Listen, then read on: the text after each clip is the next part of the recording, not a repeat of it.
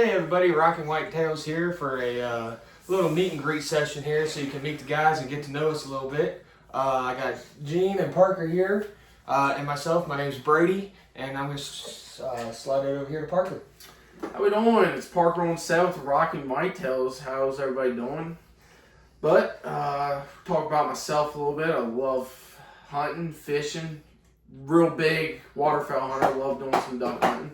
Can't go wrong with that, but most of all, it's doing whitetail hunting in Virginia. It's nothing wrong with whitetail hunting in Virginia. It's trying to show the other people of Virginia hunting is not bad. I mean, you just got to figure out the ropes to everything, and especially doing it with a great group of guys, it makes it twice as fun. But that's my intro. I hope you are doing good, and we'll see what the future holds. All right, Gene. I'm Gene. Been hunting since I was about 6-7 years old.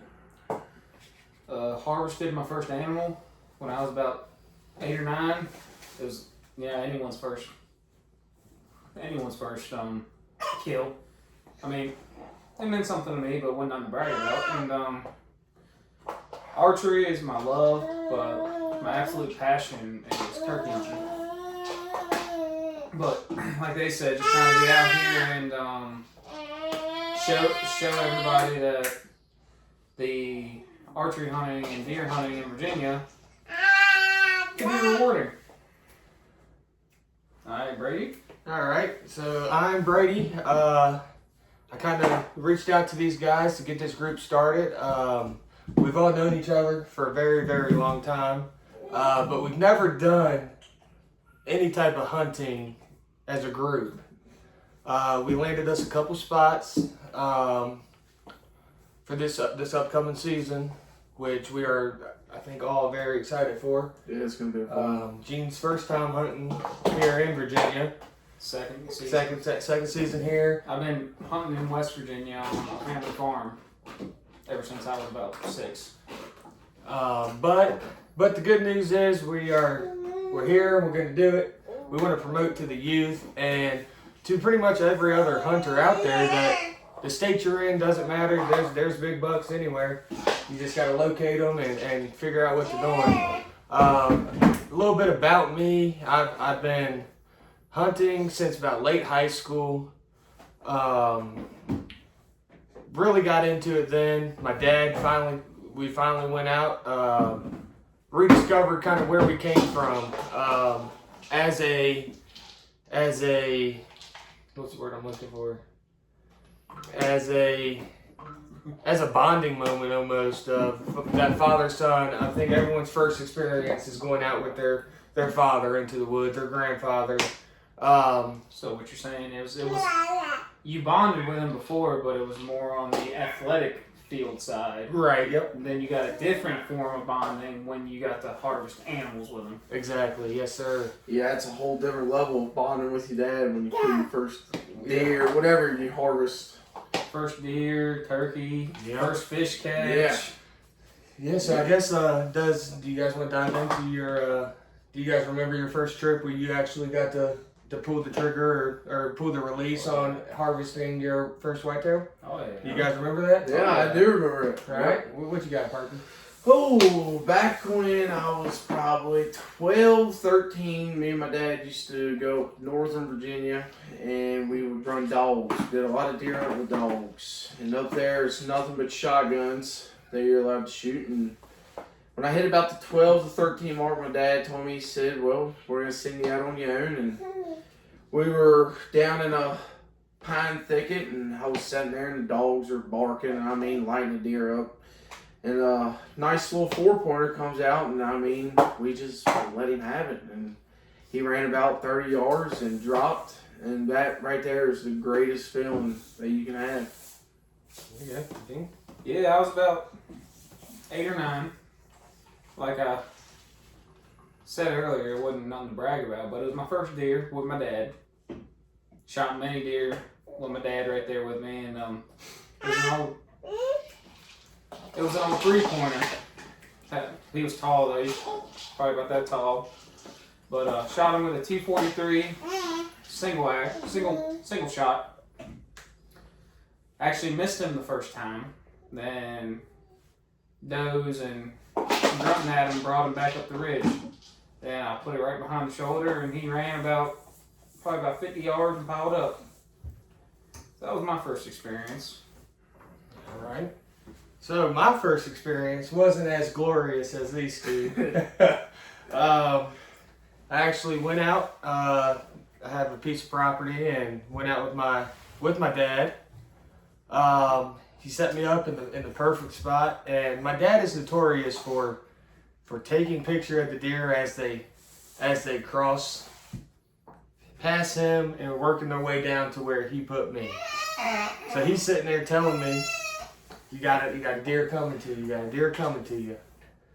So here I am looking and looking. Don't see nothing. So down in the dumps, I'm like, well, hell, you let one go, I ain't gonna see it. I start climbing out of my stand. About the same time that deer comes over the ridge. So I'm halfway in my stand, and I was shooting a 270 at the time. And climbed back in my stand real quick. That deer clearly knew I was there at that point. But for whatever reason, kept coming. And I shot once, completely missed. And it ran about 20 yards and lined up perfectly with me.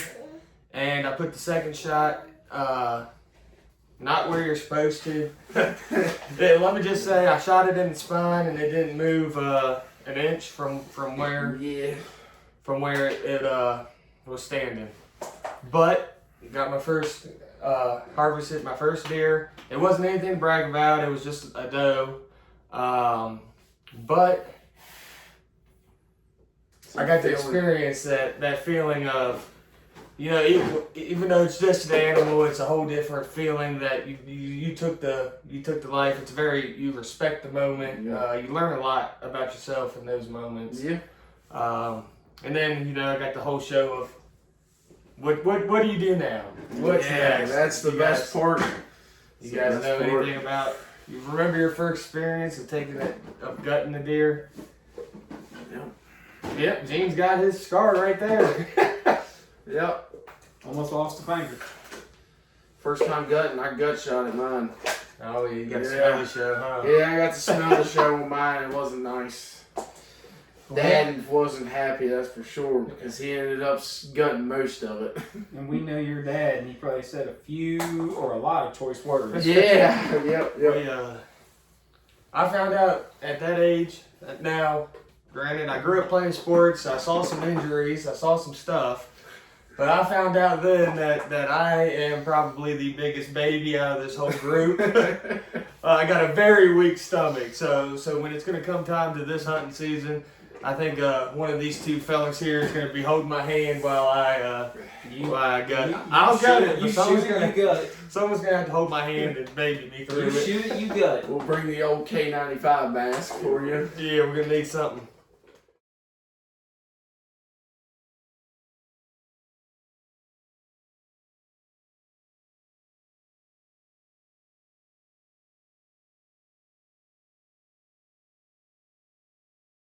Now in this segment here, we're going to talk about our setups that we're running this year.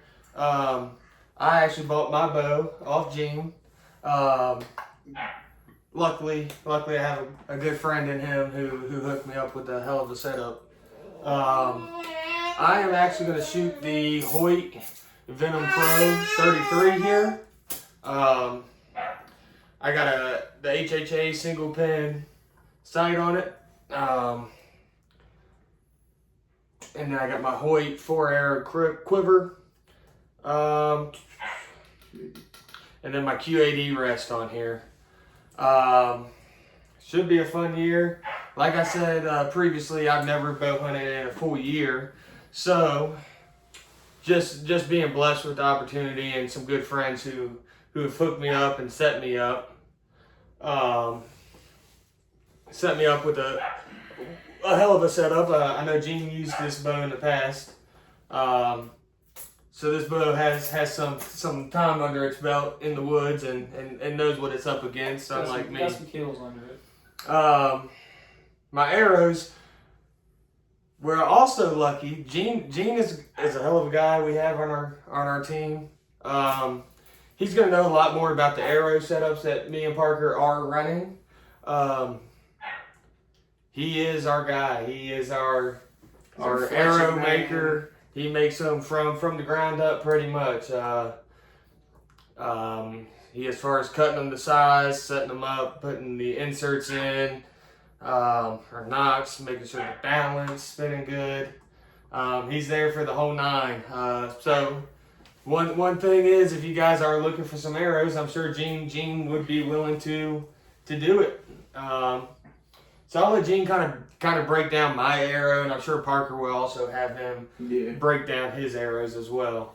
So getting into my arrow, I'll let Gene do his business. Brady's shooting a Victory Rip TKO Elite. He's got a Boning 4-inch white wrap with white blazers. Probably about a 1.5 degree offset. Just keep that thing spinning. Shooting a nocturnal shift. Light a knock. There we go. And then on the front half, he's got the 50 grain insert outsert that Victory makes. It's a TL Shock 204. And then he's got it tipped with the old Mega Meat. Right now he's sitting at about 435 grains. Shooting that out of 29-inch, 70-pound weight. Yeah, it's a killer setup. He's got it dialed. That we have. We have been shooting almost daily. The more you shoot, the more comfortable you're going to be when the time comes. So another piece of my setup is, which I don't have with me, is I am going to be hunting out of a tethered Phantom XL saddle this year. Gene has his. So I am joining the saddle hunting community here. Where are we at? All right. Put an arrow through Parker's foot. All right, here we. Right there, Phantom. Here we go. So we're going to be running the Phantom here.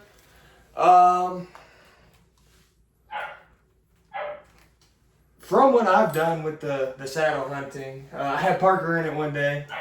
I ain't on the saddle crew yet. I'm still on the old climber crew. Ain't nothing wrong with it. Can't go wrong with using old climber. Keep it old school. But I have learned that it is a fun, from the time you start climbing the tree, it's something I'm safe pretty much the whole time. Being a father, we are all parents here. Safety is a big thing in the woods, so being tied off to the tree from the time I'm leaving to the time I'm back on the ground is a pretty cool feature that saddle hunters kind of overlook. I feel like it's one of the things that no one really talks about when you hear about saddle hunting. Also, I've been shooting. I'm lucky to live on a big piece of property where you have a 360 degree as far as hunting. Gene's gonna have to teach me how to do where I wrap the saddle around me and get that back shot, because for some reason when I put that tether over my chest, I can no longer draw my bow back. It's too high or too low.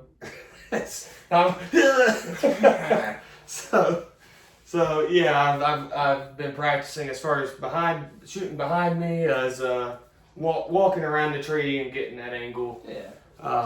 Typical stuff you gotta do with saddles. But yeah, so that's my setup this year. A lot of firsts for me. So this season should be interesting as far as how it goes. It'll be fun to watch. So make sure you guys just stick along for the journey. Gene, you want to talk about your setup here? Yeah, I can do that. I'll get mine up out of the way here. So, bow wise, I got a Matthews Lift 29.5, 70 pounds, 71 pounds.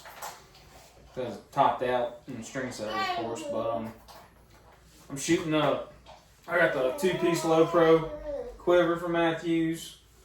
Shooting a HHA Tetra Rise X3 3-pin slider sight. Shooting a Hansky Epsilon. I shoot a thumb button. These two shoot wrist straps. I like the thumb button better, just personal preference.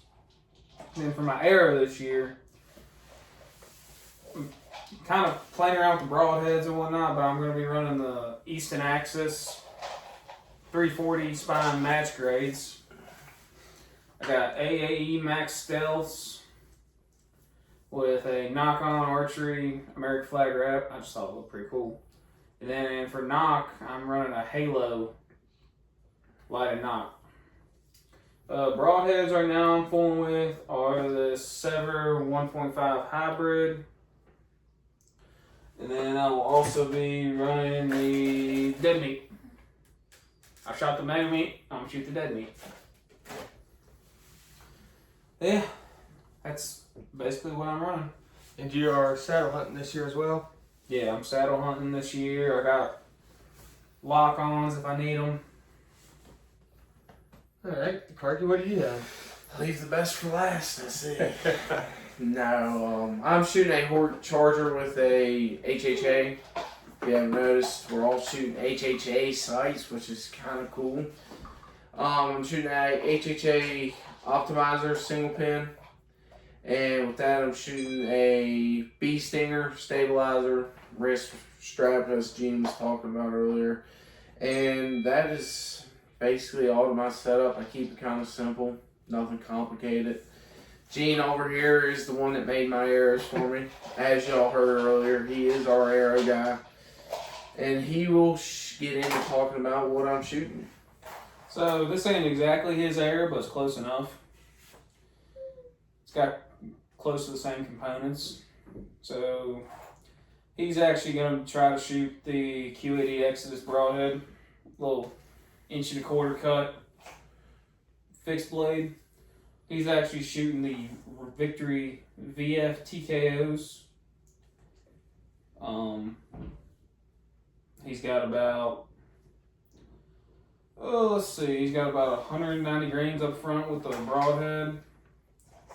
So he's running about 480, 470 some grains, shooting close to 30 inches.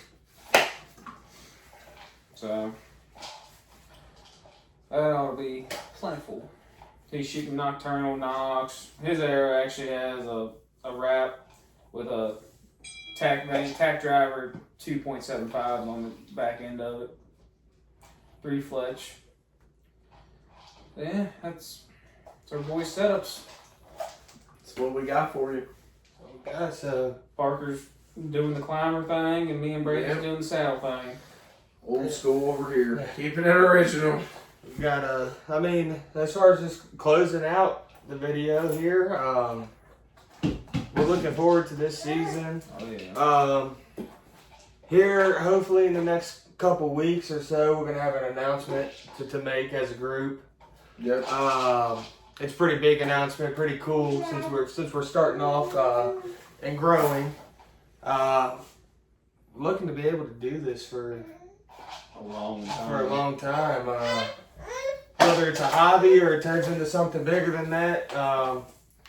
Either way, we want to do it the right way. We want to teach people the right way, and we want to just prove that you don't have to pay all this big money to go on these exotic hunts for a whitetail.